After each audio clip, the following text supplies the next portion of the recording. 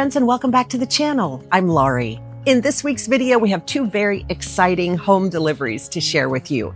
The first of which was just plopped in our driveway. I'll show you here in a second. It is a mulch mountain. And I love the look of a freshly mulched landscaping or flower bed, and we are going to get after that today. And then later this week, we have a water feature being delivered for our back patio. And before that arrives, we have to prepare the ground for its arrival.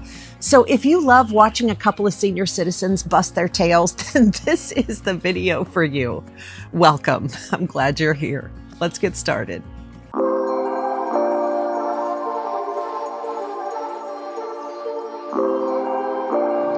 The thing that's super motivating about tackling this mulch mountain is that it is blocking our ability to park in our garage. So we can't park in our garage until we distribute all of this mulch.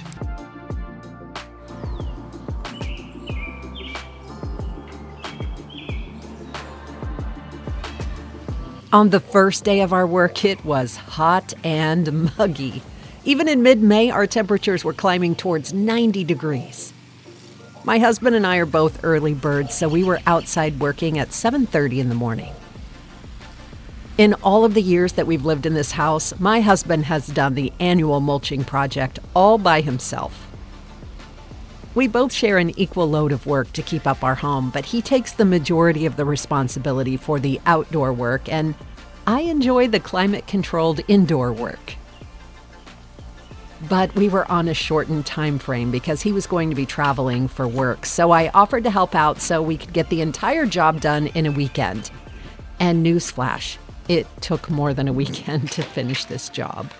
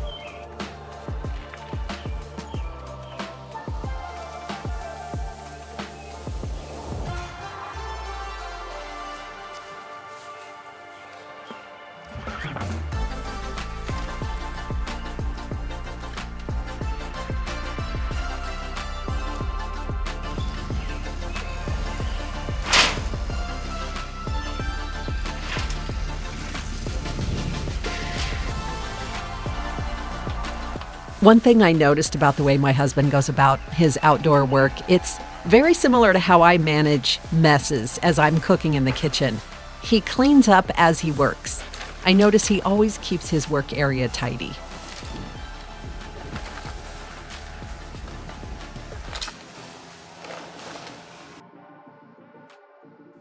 I mentioned before that it was hot and humid on this day. The high on the very first day of our work reached 87 degrees, and on the second day of our work, we got up to 90 degrees. We took plenty of breaks. We drank a ton of water and took some electrolytes. On the first day of work, I had asked my husband what it would have cost us if we had hired this work out. He said he got an estimate for $2,000. I was so proud in that moment that we were able to do the work ourselves and save that money.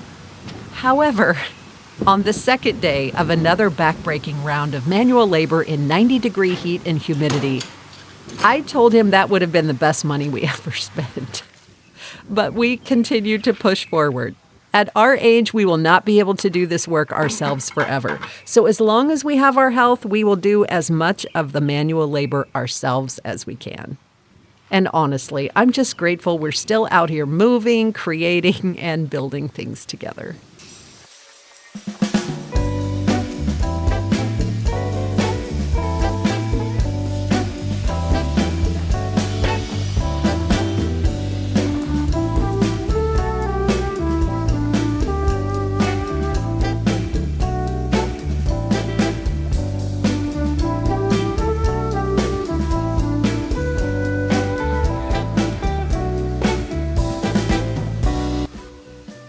While the mulching project continued, I set my sights on the next dirty job.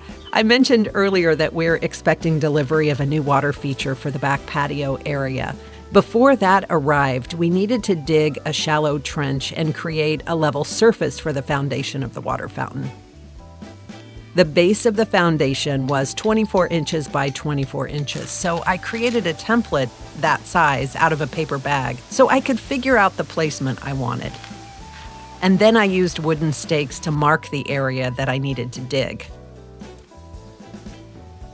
I soon realized we had landscape mesh underneath that mulch, so I had to cut that with a box knife before I could dig out the foundation.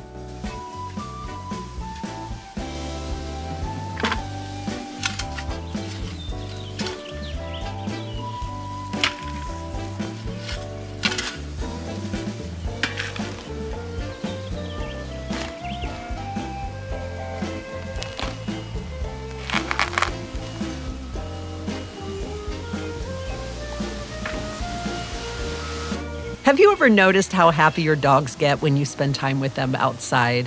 Ours are like, yay, our parents are out here in our happy place.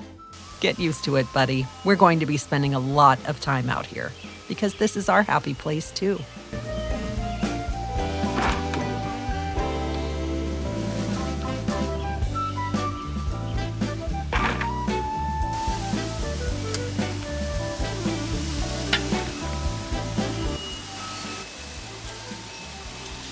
Once I finished digging the foundation for the fountain, my husband dropped in 3 bags of landscaping pebbles, which is what we'll use to make sure the foundation is level before we set the water fountain.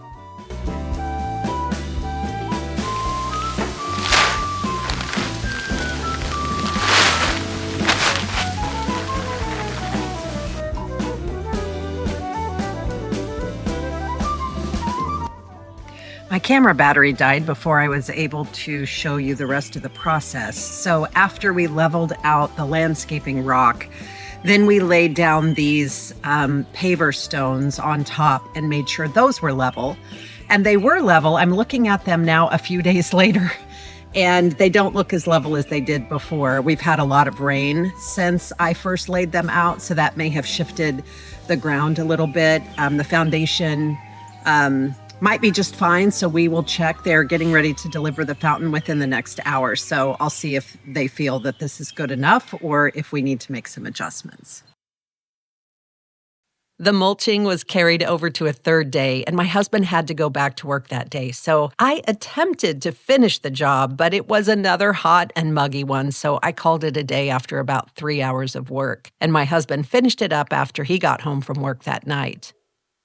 By the end of the project, we were sore and exhausted and probably questioning some of our life choices along the way.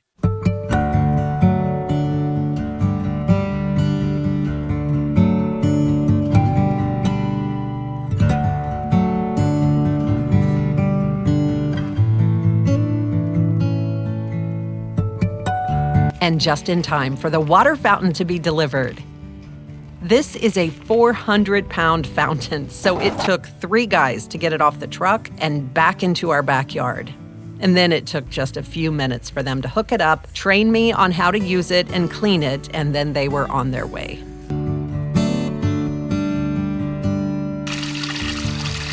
I've always been drawn to the sound of water, and I love the feeling that water brings to a space. For me, it's instantly calming. It slows the pace down. And now I think the patio feels less like a backyard and more like a retreat. Standing out here now, hearing the water and seeing how everything came together, it was definitely worth it. I personally feel the rewards of our hard work and in continuing to build the life we enjoy living in, especially as we grow older. Because now I understand how much these moments and how much these spaces matter. Thanks for being here, friends. I'll rest up, and I'll see you in the next one.